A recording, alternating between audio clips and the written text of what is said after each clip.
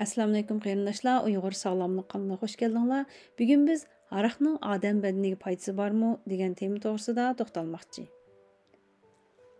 Buning uchun tarixga qarab baqsaq, necha ming yillar ilgarilar qilin yova o'rmonliklarda pishib, yerga tushib ketgan mevalarning sesib qolganlarini hayvonlarning yemaydiganligini, navoda yeb qolsa, mas bo'lib qoldiganligini insonlar bayqagan.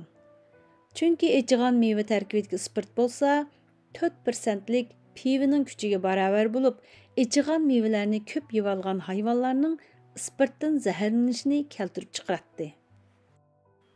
İnsanlar bo'lsa, ichitilgan mevalarning tarkibidagi spirtni odam badanidagi enzimlarning parchalab etishi sababli jiddiy xarakterlik spirtdan zaharlanishni keltirib chiqarish nisbatining tuvanligini bayqagan.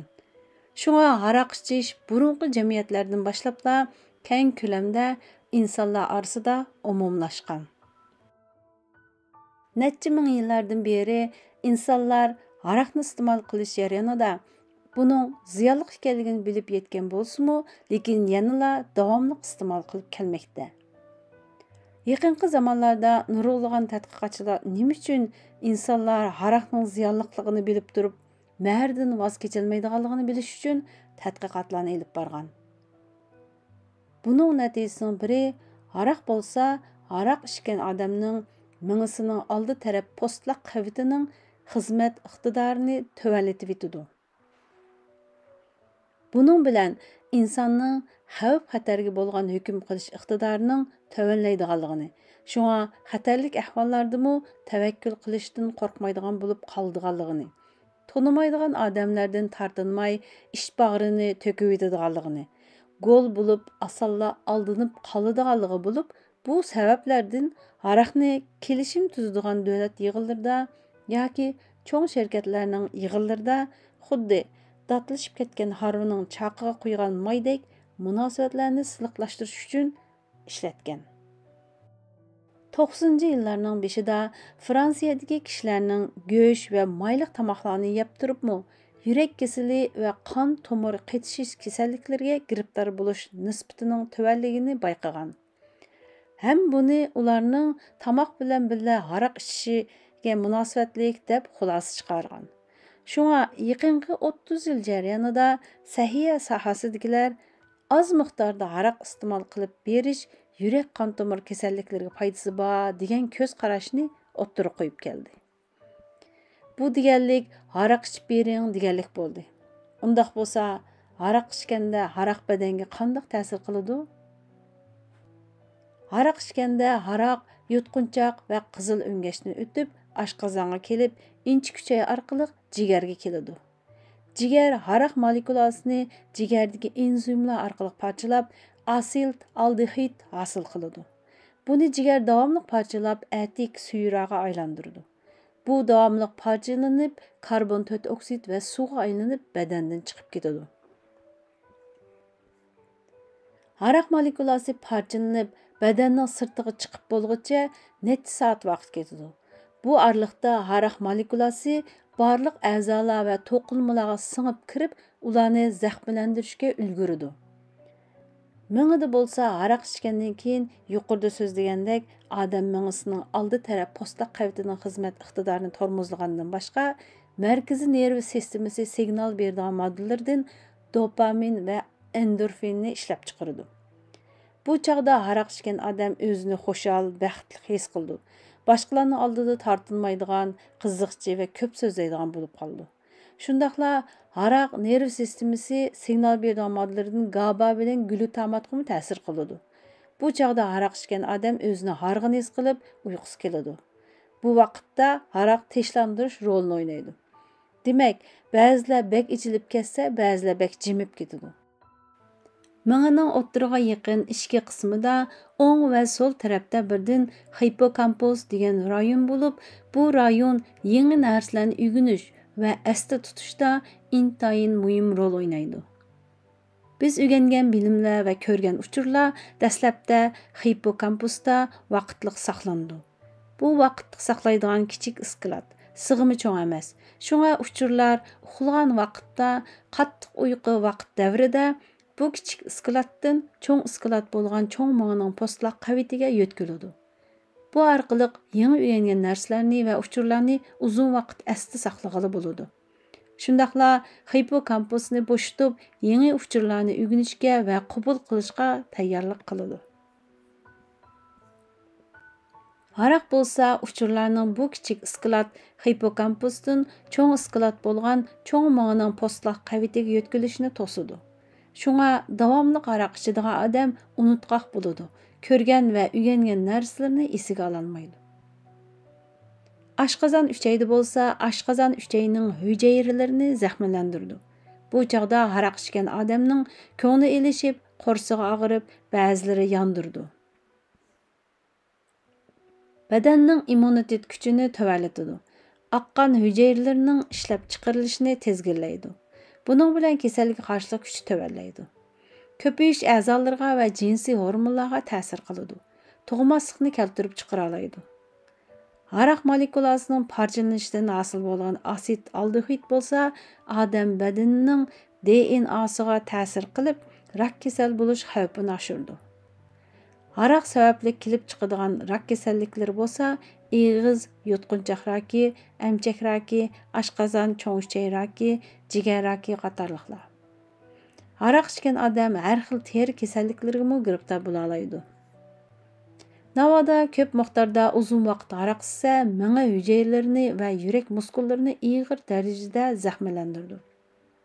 Miya yigilashni keltirib chiqardi. Buning bilan divanglik kasali, ro'y tushkunlik, sakta, yurak tiqilmasiga giribtor bo'lish nisbatini oshirdi. Jigar bo'lsa, haraqni parchalayman deb haddidan ziyoda ishlab zaxmlandi. Vaqt uzoqlagan sari jigar yigilab ketishidi ham jigar raki bo'lish xavfini oshirdi. Bu rasmdagi bo'lsa, so'l tarafdagisi sog'lom bo'lgan normal xizmat iqtidoriga ega bo'lgan jigar. O'ng tarafdagisi bo'lsa, haraq sababli ig'ir zaxmlangan va yigilab ketishib ketgan jigar. Bundaq zaxmlangan jigar uzun vaqt bardoshlik bera olmaydi. Yaqinqi yillardagi tadqiqot natijalariga asoslanganda, odam haftasiga 1 stakan haraq ichsa, uning badanga bo'lgan ziyni xuddi haftasiga 10 tona tamak chekkan bilan o'xshash bo'lganligini, shundaqla oz ichish, ko'p ichishga ilib borganligini, ham haraq ichganlarning haraqqa xumor bo'lish nisbatining yuqorligini, bu sababli haraq keltirib chiqaradigan har xil kasalliklarga giribtor bo'lganligini ko'rsatgan. Dünya Səhiyyə Təşkilatının yıllık dokladımı yıllığa haraq sababli 3 milyon kişinin öldüğünü agahlandırdı. Şuna az haraq içişinin bedenge ziyarlıq ekanligini yaqinqi zaman tədqiqatçıları o'ttirib qo'ymoqda. Har qaysi davlat səhiyyə təşkilatlarının haftada qanchalik haraq iste'mol qilsa, badanga bo'lgan ziyni bak eshib ketib, salomatlikka ig'ir xavf-xatar ilib keldiganligiga bo'lgan cheklimasi o'xshash emas. Belgiyaning bo'lsa, erlar 21 stakan, ayollar 14 stakan. Buningda eshib ketsa, badanga ziyni bak ig'ir bo'lib ketadi deb belgilagan. Shvetsiyaning bo'lsa, erlar 14, ayollar 9 deb bekitilgan. Daniyaning bo'lsa, ayol o'xshash 10 stakanni eshib ketsa, badanga bo'lgan ziyni eshib ketadi deb belgilagan. Gollandiyada bo'lsa, ayollar o'xshash 7 stakandan eshib ketsa, badanga ziyni bak ig'ir bo'lib ketadi deb belgilagan. Aldınqı yıl qışda Kanada Səhiyyə İdarəsi bir hafta ichida 2 stakandan ortiq haraq ichganlarning o'lish nisbatinin ko'rinarlik yuqorilaydiganligi sababi bilan bu chekni 2 stakanga tushirgan. Shundaqla sog'lomlik uchun eng yaxshisi haraq ichmaslik kerakligini tavsiya qilgan. Hem Kanadaning g'arbiy shimol rayonidagi Yukonning paytaxtida hukumatning haraq sotadigan do'konlarida haraq potilkasiga haraqning badanga ziyonli ekanligini ham rak kasalligiga giribtor bo'lish ehtimolligini eskartadigan varaqchini chaplagan. Buning bilan shu rayonlarda haraq setilish nisbati ko'rinarli tuvanlagan. Buni albatta haraq ishlab chiqaradigan shirkatlar va haraq sanoati bilan jinini boqadigan kapitalistlar yoqtirmaydi. Şuna ular ko'p pul xarjlab, medianing besimi va rayonlik hukumatning besimini ishlatib, haraq botulkasiga chaplangan haraqning badanga ziyonli ekanligini eskartadigan varaqchini alg'izib. Albatta bu kapitalistlar boshqalarning sog'lomligi bilan kori yo'q. pul topsala bo'ldi. Shundaq turibmi, hozirgacha 40 ga yaqin davlatlar aroq botilkasiga aroqning ziyonli ekanligini ogohlantiradigan kichik varaqchini chaplab, insonlarni aroqning ziyinidan ogohlantirib kelyotdi.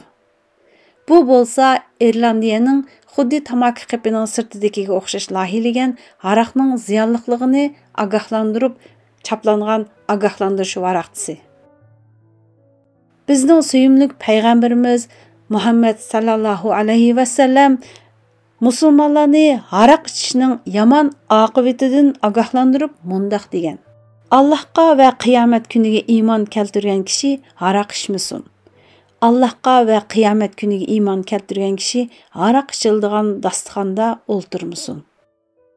Islom dinimizda aroqning harom qilinishiga asosiy sabab bo'lsa, Alloh taolo insonni boshqa maxluqlardan ortiq qilib, uningga aql ato qilgan. Aql insonni barliq maxluqlardan alohida ayirib turadigan eng qimmatli narsadir. Uningsiz insonning hech qanday qadr-qimmati bo'lmaydi. Shuningdek, islom dinida aqlni qo'g'dash 5 cho'ng farzning biri. Biror inson aqlini ketkizganlik, uni o'ldirganlik bilan barobar. Mas bo'lish aqlni yo'qotganlikdir. Aqlni yo'qotgan odam islom ibodatlarini o'rindashga salohiyatli bo'la olmaydi. Bundan boshqa, aqli joyida bo'lmagan odam o'zining nima qilayotganligini bilmaganlikdan adab axloqqa zid keladigan so'z harakatlarni va turli nashayon ishlarni qilish, hatto hayotiga xavf-xatar keladigan ishlarni sodir qilishdan o'kinmaydi. Qotillik jinoyatlarining ko'pinchisi aroqning sababidan bo'ladi. Aroq insonni yaxshi ishlardan va Allohni zikr qilishdan to'sadi. Shu sababdan Alloh taolo aroqni butun turlari va butun atalg'ular bilan birga harom qilgan. Alloh taolo aroqning haromligini jakarlab mundaq degan: Ey mo'minlar, aroq ichish, qimor o'ynash, butlarga cho'qinish, pal o'qlari bilan pal silish shaytonning ishi. Paskini qiliqlardir. Baxtga erishishinglar uchun shaytonning ishidan yiroq bo'linglar. Shayton aroq, qimor orqali aranglarda dushmanlik, adovat tug'dirmoqchi. Sizlarni namozdan va Allohni yod etishdan to'smoqchi bo'ladi. Sizlar endi aroqdan, qimordan yonmamsizlar. Ulug' Alloh bizga aroqning ziyonli ekanligini 1400 yil burunla suyimlik payg'ambarimiz sallallohu alayhi va sallam orqali ogohlantirgan bo'lsa, yaqinqi zamon tibbiy tadqiqotchilari bu ogohlantirishning to'g'riligini isbotlamoqda. Shunga bu mazmunni sizlar bilan o'rtoqlashqim keldi. Yangi mazmunlar bilan ko'rishguncha Allohga omonat.